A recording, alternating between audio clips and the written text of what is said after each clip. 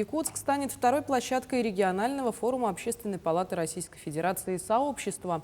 Тема форума – «Сила России. Потенциал территорий как ключ к развитию». Какие цели стоят перед участниками форума? Поговорим об этом с гостем студии Андреем Сосновским, заместителем министра по делам молодежи и социальным коммуникациям республики. Андрей Александрович, здравствуйте. Здравствуйте. Расскажите, пожалуйста, кто должен приехать на форум «Сообщества»? На самом деле очень большое количество членов Общественной палаты России приезжает, плюс приезжают члены Общественной палаты со всех регионов, с большинства регионов России. И также мы ожидаем более 30 экспертов федерального уровня, которые как раз и будут работать по площадкам. Если изучить программу, мы увидим, что 29 площадок, и, соответственно, на каждой площадке есть модератор, представитель Общественной палаты и федеральный эксперт, которые будут, собственно, и организовывать интересную дискуссию. А получается, с какой целью проводится форум, если такое количество гостей к нам приезжает сюда, на Дальний Восток? На самом деле целей несколько. Конечно, прежде всего, это получение информации, обмен мнениями с жителями Дальнего Востока. Якутск является, скажем, опорной точкой форума для Дальневосточного. То есть мы прежде всего ожидаем большие делегации с других регионов Дальнего Востока и, конечно же, с нашей родной Якутии. Также приедут и другие регионы России.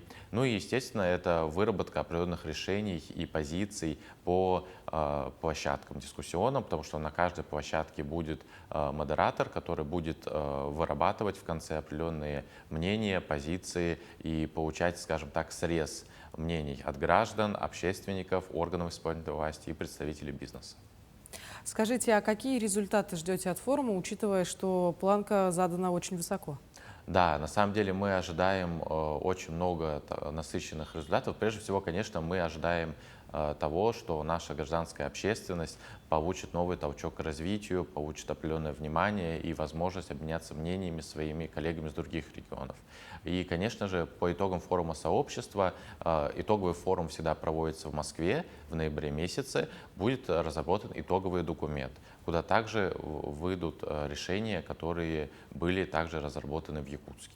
Поэтому итоговый документ, мы тоже об этом думаем, понимаем и уверены, что на дискуссионных площадках будут конкретные предложения в него включены. Но в этом году ведь не только Якутск был выбран в качестве площадки, еще город Воронеж.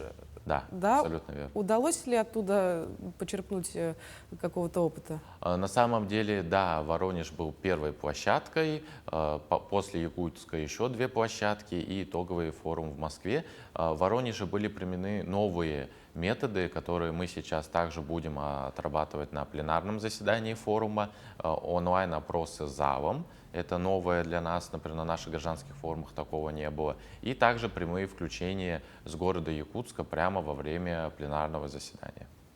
Но учитывая, что у каждого федерального округа есть своя специфика, свои проблемы, у нас что является острыми наболевшими вопросами? На самом деле оргкомитет республиканский форума предложил основные темы, именно связанные с демографией, семейными ценностями и именно связанные с креативными индустриями, чтобы подсказать скорее не проблемы, а достижения, которые есть у республики в креативном секторе. Но, как вы видите из тематики, и в принципе, если мы посмотрим наполнение площадок, акцент выделен именно на территориальное развитие. То есть территории в плане и логистики, и коммуникаций, также территории в плане туризма. То есть тут, как мы все прекрасно понимаем, есть свои преимущества, работа проводится, и, конечно, есть то, над чем стоит задуматься, подумать и развивать дальше. Вот по поводу демографии, потому что у нас в Якутии есть свои особые программы по увеличению численности населения. Можем ли мы считаться передовым регионом, который будет рекомендовать свой опыт по всему Дальнему Востоку? Или где-то есть какие-то другие практики, которыми можно воспользоваться? На самом деле по демографии мы являемся таким передовым и регионом, у которого довольно-таки большая социальная политика, социальный портфель, можно сказать. И по демографии будет сразу 2 площадки, и там мы, конечно, уделили большое внимание именно этим региональным аспектам, дадим, возможность выступить региональным спикерам, поучаствовать в дискуссии, чтобы коллеги из других регионов могли изучить наш опыт. Также немного в дополнение к вашему вопросу, вопросу могу сказать, что и по здравоохранению будет всего лишь одна площадка, но при этом здравконтроль, федеральная программа, она до сих пор в пилотном проекте работает только в 2 регионах, и Якутия один из них. Соответственно, тут тоже коллеги будут больше смотреть на то, как это реализуется именно в Якутии. Но ведь форум продлится всего только 1 и 2 августа. Хватит ли 2 дней для того, чтобы охватить всю обширную программу? Ну, будет еще нулевой день 31-го, но это день больше для культурной программы и для того, чтобы наши уважаемые гости познакомились с городом.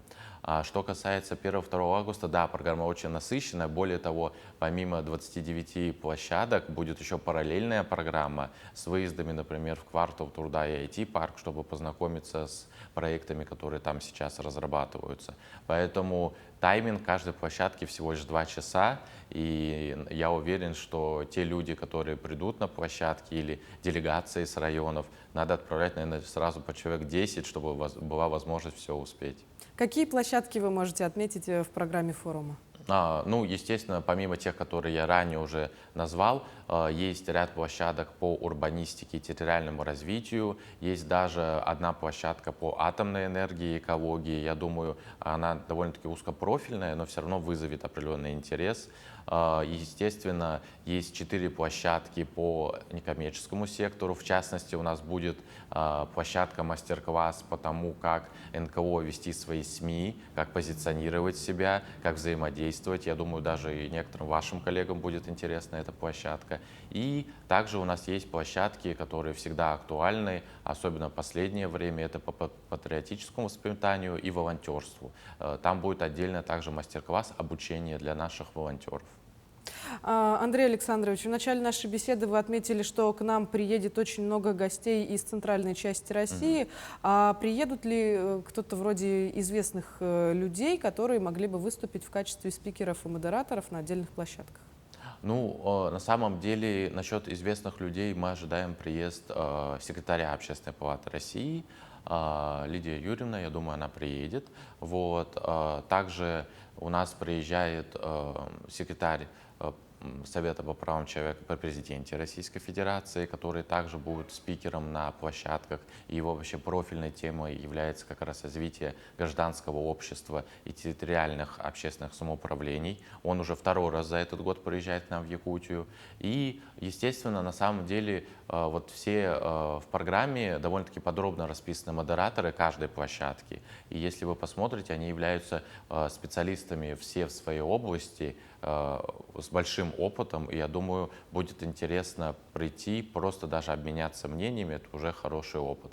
Но тут также хочу сказать, что будет организована онлайн-трансляция на сайте Общественной палаты России со всех площадок, но все-таки я призываю всегда к очному участию, потому что очно — это совсем другая возможность обменяться мнениями, пообщаться, возможно, даже где-то за кулисами, на кофе-брейках, чтобы получить такой уникальный опыт и дальнейшее направление развития своей основной деятельности.